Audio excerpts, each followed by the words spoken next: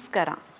ಈ ಒಂದು ಸ್ವಾದಿಷ್ಟಾನ ಚಕ್ರ, ಸ್ವಾದಿಷ್ಟಾನ ಚಕ್ರ ನಾನು ಆಲ್ರೆಡಿ ಹೇಳಿದಂಗೆ ಒಂದು ಆರೆಂಜ್ ಕಲರಲ್ಲಿ ರೆಪ್ರೆಸೆಂಟ್ ಆಗುತ್ತೆ. ಇದು ನಮ್ಮ ಹೊಕ್ಕಳಿನ ಕೆಳಗೆ ಇರುತ್ತೆ. ಇದು ಆಲ್ರೆಡಿ ನಾನು ಹೇಳ್ದಂಗೆ ಇದು ಕ್ರಿಯೇಟಿವಿಟಿನ ಕೊಡುತ್ತೆ, ಸೆಲ್ಫ್ ಕಾನ್ಫಿಡೆನ್ಸ್ನ ಕೊಡುತ್ತೆ, ಸೆಲ್ಫ್ ಎಸ್ಟೀಮ್ನ ಕೊಡುತ್ತೆ. ಕೆಲವು ಜನ ಏನು ಮಾಡ್ತಾರೆ, ತುಂಬ ಪೀಪಲ್ ಪ್ಲೀಸಿಂಗ್ ಆಗಿರ್ತಾರೆ, ಯಾರಿಗೂ ಬೌಂಡ್ರೀಸೇ ಹಾಕೋದಿಲ್ಲ. ಯಾರು ಏನಾದರೂ ಅಂದ್ಕೊಳ್ಳಿ ನನ್ನ ಜೀವನದಲ್ಲಿ, ನನಗೇನೂ ಅನ್ಸೋದಿಲ್ಲ, ಯಾರು ಏನು ಬೇಕಾದರೂ ಅನ್ಬೋದು, ನನ್ನ ಹೇಗೆ ಬೇಕಾದ್ರೂ ಯೂಸ್ ಮಾಡ್ಕೋಬೋದು ಅಂತ ಬಿಟ್ಬಿಟ್ಟಿರ್ತಾರೆ. ಇಂಥವರಲ್ಲಿ ನಾವು ಸ್ವಾದಿಷ್ಟಾನ ಚಕ್ರ ಬ್ಲಾಕೇಜ್ನ ನೋಡ್ಬೋದು.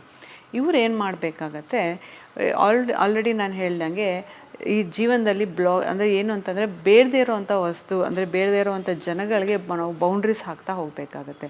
ನಮ್ಮ ಎಮೋಷನ್ಸ್ನ ಕಂಟ್ರೋಲ್ ಮಾಡ್ತಾ ಹೋಗಬೇಕಾಗತ್ತೆ. ಇವರು ಕೂಡ ಡೈಲಿ ಒಂದು ಮೆಡಿಟೇಷನ್, ಅಂದರೆ ವಿಶುದ್ಧ ಚಕ್ರ, ಅಂದರೆ ನಾವು ಸ್ವಾದಿಷ್ಟಾನ ಚಕ್ರಕ್ಕೆ ಆಗಿ ಒಂದು ಬೇರೆ ಮೆಡಿಟೇಷನ್ಗಳಿರುತ್ತೆ.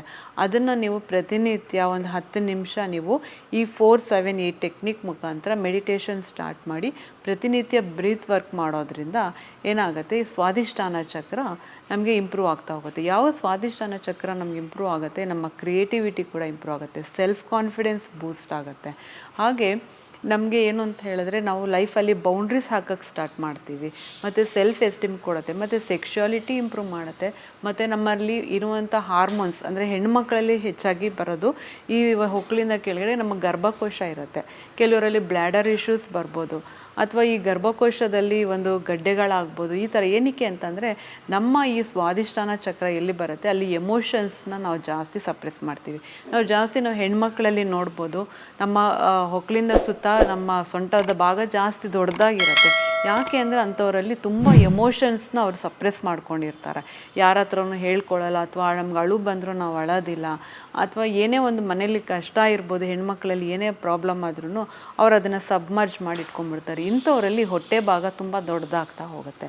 ಇಂಥವ್ರು ಏನು ಮಾಡಬೇಕು, ಅವರು ಕ್ರಿಯೇಟಿವಿಟಿನ ಇನ್ಕ್ರೀಸ್ ಮಾಡ್ಕೋಬೇಕು. ಅಂದರೆ ಮನಸ್ಸನ್ನು ಬೇರೆ ಕಡೆಗೆ ಡೈವರ್ಟ್ ಮಾಡಿಕೊಂಡು ಆದಷ್ಟು ಅವ್ರಿಗೆ ಏನಾದ್ರು, ಎಲ್ಲರೂ ಮನುಷ್ಯರಲ್ಲಿ ಒಂದು ಕ್ರಿಯೇಟಿವಿಟಿ ಅನ್ನೋದು ದೇವರು ಇಟ್ಟೇ ಇರ್ತಾನೆ.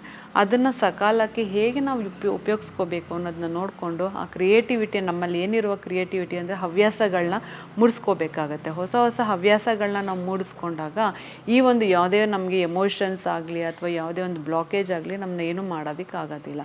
ಸೊ ಹೊಸದಾಗಿ ಏನಾದರೂ ಒಂದು ಕ್ರಿಯೇಟಿವಿಟಿ ಮಾಡೋಕ್ಕೆ ಸ್ಟಾರ್ಟ್ ಮಾಡಿ. ಏನಾದ್ರು ಒಂದು ದಿನಕ್ಕೆ ನನಗೆ ಅಂತ ಒಂದು ಹವ್ಯಾಸ ಅಂತ ಇಟ್ಕೊಳ್ಳಿ. ಆ ಹವ್ಯಾಸನ ನೀವು ಮಾಡ್ತಾ ಹೋದಂಗೆ ನಿಮ್ಮ ಕ್ರಿಯೇಟಿವಿಟಿ ನಿಮಗೆ ಬೆಳೀತಾ ಹೋಗುತ್ತೆ. ಯಾವ ಕ್ರಿಯೇಟಿವಿಟಿ ಬೆಳೀತಾ ಹೋಗುತ್ತೆ, ಸ್ವಾದಿಷ್ಟಾನ ಚಕ್ರ ತಾನಾಗೆ ಅದು ಆ್ಯಕ್ಟಿವೇಟ್ ಆಗ್ತಾ ಹೋಗುತ್ತೆ.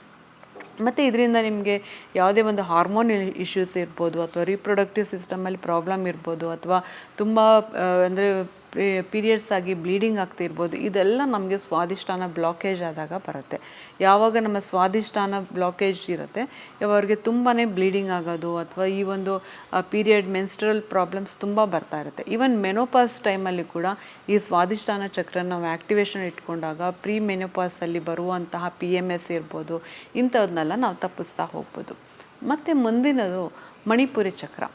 ಮಣಿಪುರ ಚಕ್ರ ನಾನು ಆಲ್ರೆಡಿ ಹೇಳ್ದಂಗೆ ಫಿಯರ್, ನಿಮ್ಮ ದೇಹದಲ್ಲಿ ಅಥವಾ ಮನಸ್ಸಿನಲ್ಲಿ ಏನೋ ಒಂದು ಭಯ ಕಾಡ್ತಾ ಇರುತ್ತೆ, ಇದನ್ನು ನೀವು ತೆಗೆದುಹಾಕಬೇಕಾಗುತ್ತೆ. ಇದಕ್ಕಾಗಿ ನೀವು ಪ್ರತಿನಿತ್ಯ ಜಾರ್ನಲ್ನ ನೀವು ಪ್ರಾಕ್ಟೀಸ್ ಮಾಡಬೇಕಾಗುತ್ತೆ. ಪ್ರತಿನಿತ್ಯ ರಾತ್ರಿ ಮಲಗೋಕ್ಕೆ ಮುಂಚೆ ನಿಮ್ಮ ಮನಸ್ಸಿನಲ್ಲಿ ಏನೇ ಒಂದು ಭಯಗಳಿರಲಿ, ಅಥವಾ ಏನೇ ಒಂದು ಗೊಂದಲಗಳಿರಲಿ, ಅಥವಾ ನಿಮಗೆ ಯಾವುದೇ ಥರ ಫೈನಾನ್ಷಿಯಲ್ ಸ್ಟೆಬಿಲಿಟಿ ಇರಲಿ, ಏನೇ ಇರಲಿ, ಅದನ್ನು ನೀವು ಡೈಲಿ ಒಂದು ಜಾರ್ನಲ್ ಮಾಡಿಕೊಂಡು ಬರಿತಾ ಹೋಗಬೇಕಾಗತ್ತೆ. ಬರೆದು ಅದನ್ನು ನಾವೇನು ಮಾಡಬೇಕಾಗತ್ತೆ, ಸುಡಬೇಕು. ನಾವು ಯಾವಾಗಲೇ ಆಗಲಿ ನಮ್ಮ ನೆಗೆಟಿವಿಟಿ ನಾವು ಏನು ಬರಿತೀವಿ ಅದನ್ನು ಬರೆದು ನಾವು ಸುಟ್ಟು ನಾವು ಯೂನಿವರ್ಸ್ಗೆ ಕಳಿಸಿದಾಗ ನಮಗೆ ಅಂದರೆ ಅಸ್ಪಷ್ಟ ಭಯಗಳಿಂದ ಆಚೆ ಬರ್ತೀವಿ. ಹಾಗೆ ನೆಕ್ಸ್ಟ್ ಬಂದು ಅನಾಹತ ಚಕ್ರ, ಅಂದರೆ ಹಾರ್ಟ್ ಚಕ್ರ. ಈ ಹಾರ್ಟ್ ಚಕ್ರ ನಮ್ಮ ಅಂದರೆ ಓವರಾಲ್ ಎಲ್ಲದಕ್ಕೂ ಬಾಡಿಲಿ ನಮಗೆ ತುಂಬ ಇಂಪಾರ್ಟೆಂಟ್ ಆಗುತ್ತೆ. ಯಾಕಂತಂದರೆ ಎಮೋಷನ್ಸ್ನ ರೆಪ್ರೆಸೆಂಟ್ ಮಾಡೋದೇ ಹಾರ್ಟು. ಕೆಲವರಲ್ಲಿ ಹಾರ್ಟ್ ಬ್ರೇಕೇಜ್ ಇರ್ಬೋದು, ಲವ್ ಬ್ರೇಕೇಜ್ ಇರ್ಬೋದು, ಅಥವಾ ತುಂಬ ಸಪ್ರೆಷನ್ ಇರ್ಬೋದು, ಚೈಲ್ಡ್ಹುಡ್ ಟ್ರಾಮಾ ಇರ್ಬೋದು. ಇಂಥವ್ರು ಕೂಡ ಪ್ರತಿನಿತ್ಯ ರಾತ್ರಿ ಮಲಗೋಕ್ಕೆ ಮುಂಚೆ ಒಂದು ವೈಟ್ ಪೇಪರಲ್ಲಿ ರೆಡ್ ಪೆನ್ನಲ್ಲಿ ನಮ್ಮ ಏನು ಒಂದು ಹಿಡನ್ ಎಮೋಷನ್ಸ್ ಇರ್ಬೋದು, ಚೈಲ್ಡ್ಹುಡ್ ಟ್ರಾಮಾ ಇರ್ಬೋದು, ಪೇರೆಂಟಲ್ ಇಶ್ಯೂಸ್ ಇರ್ಬೋದು, ಅಥವಾ ರಿಲೇಷನ್ಶಿಪ್ಪಿಂದ ಬಂದಂಥ ಇಶ್ಯೂಸ್ ಇರ್ಬೋದು, ನಮ್ಮ ಎಲ್ಲ ಒಂದು ಇಶ್ಯೂಸ್ನ ನಾವು ರೆಡ್ ಪೇಪರಲ್ಲಿ ಬರಿತಾ ಹೋಗಬೇಕಾಗತ್ತೆ.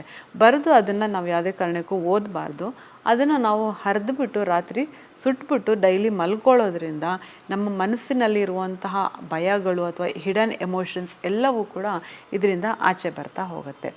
ಆದ್ದರಿಂದ ಪ್ರತಿನಿತ್ಯ ಒಂದು ಜರ್ನಲ್ ಜೊತೆಗೆ ಈ ಒಂದು ಏನು ಅಂತಂದರೆ ಬರೆದು ಹರಿಯೋದನ್ನ ಕೂಡ ನೀವು ಪ್ರಾಕ್ಟೀಸ್ ಮಾಡ್ಕೊಳ್ಳೋದ್ರಿಂದ ನಮ್ಮ ಮನಸ್ಸಲ್ಲಿರುವಂಥ ಗ್ರೆಡ್ಜಸ್ಸು ಅಥವಾ ನಾವು ಯಾರನ್ನೋ ತುಂಬ ಲೆಟ್ಗೋನೇ ಮಾಡೋಕ್ಕಾಗ್ತಾರಲ್ಲ, ರಿಲೀಸೇ ಮಾಡೋಕ್ಕಾಗ್ತಾರಲ್ಲ, ತುಂಬ ಹಚ್ಕೊಂಬಿಟ್ಟಿರ್ತೀವಿ ಯಾಕಂದರೆ ಅಟ್ಯಾಚ್ಮೆಂಟ್ ಇಶ್ಯೂಸ್ ಬಂದುಬಿಟ್ಟಿರುತ್ತೆ ಅಥವಾ ಆ್ಯಂಗ್ಷಿಯಸ್ ಅಟ್ಯಾಚ್ಮೆಂಟ್ಸ್ ಅನ್ನೋದಿರುತ್ತೆ. ಇಂಥವ್ರು ಏನು ಮಾಡಬೇಕಾಗತ್ತೆ, ಈ ಒಂದು ಟೆಕ್ನಿಕ್ನ ಡೈಲಿ ಅವ್ರು ಫಾಲೋ ಮಾಡೋದ್ರಿಂದ ಡೈಲಿ ರೂಟೀನಲ್ಲಿ ತುಂಬ ಇದು ಮನಸ್ಸಿಗೆ ಸಮಾಧಾನ ಕೊಡುತ್ತೆ. ಹಾಗೆ ಗ್ರೆಡ್ಜಸ್ನ ನಾವು ಬಿಡ್ತಾ ಹೋಗ್ಬೋದು ಮತ್ತು ಲೆಟ್ ಗೋ ಆ್ಯಂಡ್ ರಿಲೀಸ್. ಕೆಲವು ಮನುಷ್ಯರನ್ನ ನಾವು ಮರೆಯೋಕ್ಕೆ ಆಗೋದಿಲ್ಲ. ನಾವು ತುಂಬ ಅಂದ್ಕೊಳ್ತೀವಿ ಅವ್ರನ್ನ ನಾವು ಮರೆತು ಮುಂದೆ ಹೋಗಬೇಕು ಅಂತ, ಆದರೆ ನಾವು ಮರೆತಷ್ಟು ಅವ್ರು ತುಂಬ ನಮಗೆ ನೆನಪಾಗ್ತಾ ಇರುತ್ತೆ. ಅದರಿಂದ ಅಂಥವ್ರು ಈ ಟೆಕ್ನಿಕ್ನ ಫಾಲೋ ಮಾಡೋದ್ರಿಂದ ಇದು ತುಂಬ ಹೆಲ್ಪ್ಫುಲ್ ಆಗುತ್ತೆ. ಹಾಗೆ ನೆಕ್ಸ್ಟು ವಿಶುದ್ಧ ಚಕ್ರ. ವಿಶುದ್ಧ ಚಕ್ರ ಅಂದರೆ ನಾನು ಹೇಳ್ದಂಗೆ ಥ್ರೋಟ್ ಚಕ್ರ. ಥ್ರೋಟ್ ಚಕ್ರದಲ್ಲಿ ಕೆಲವ್ರಿಗೆ ನಮಗೆ ಏನು ಅಂತಂದರೆ ರೈಟ್ ಕಮ್ಯುನಿಕೇಷನ್ ಮಾಡೋಕ್ಕಾಗೋದಿಲ್ಲ, ಸರಿಯಾಗಿ ಮಾತಾಡೋದಕ್ಕಾಗೋದಿಲ್ಲ. ಈ ಥರದವ್ರು ಏನು ಮಾಡಬೇಕಂದ್ರೆ ಡೈಲಿ ಮೆಡಿಟೇಷನ್ ಮಾಡ್ತಾ ನಿಮ್ಮ ಮನಸ್ಸಿನಲ್ಲಿ ನಿಮ್ಮ ಒಂದು ಬ್ಲೂ ಕಲರ್ ಚಕ್ರ ನಿಮ್ಮ ಕತ್ತಿನ ಹತ್ರ ಸುತ್ತೋ ಥರ ನೀವು ಇಮ್ಯಾಜಿನ್ ಮಾಡ್ಕೋಬೇಕಾಗತ್ತೆ.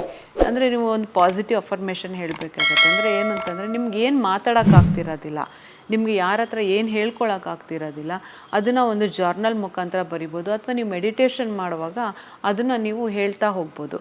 ಅದನ್ನೇ ನಿಮಗೆ ಏನು ನೀವು ನೆಗೆಟಿವ್ ಬರ್ತಾ ಇರುತ್ತೆ ಅದನ್ನೇ ನೀವು ಪಾಸಿಟಿವಲ್ಲಿ ಹೇಳ್ತಾ ಹೋದಾಗ ನಿಮ್ಮ ವಿಶುದ್ಧ ಚಕ್ರ ಆ್ಯಕ್ಟಿವೇಶನ್ ಆಗ್ತಾ ಹೋಗುತ್ತೆ.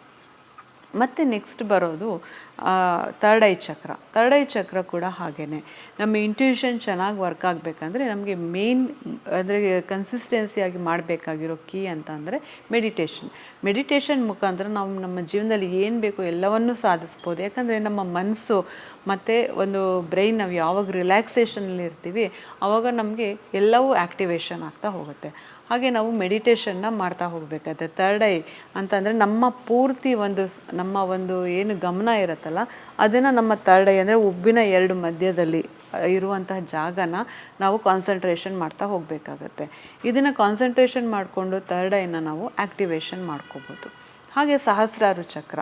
ನಾನು ಈಗಾಗಲೇ ಹೇಳ್ದಂಗೆ ನಮ್ಮ ಕಾಸ್ಮಿಕ್ ಎನರ್ಜಿನ ನಾವು ಅಟ್ರ್ಯಾಕ್ಟ್ ಮಾಡಬೇಕಂದ್ರೆ, ಯೂನಿವರ್ಸ್ಗೆ ನಾವು ಕನೆಕ್ಟ್ ಆಗಬೇಕಂದ್ರೆ ನಮ್ಮ ಸಹಸ್ರಾರು ಚಕ್ರ ತುಂಬ ಆ್ಯಕ್ಟಿವೇಶನ್ ಆಗಿರಬೇಕಾಗತ್ತೆ.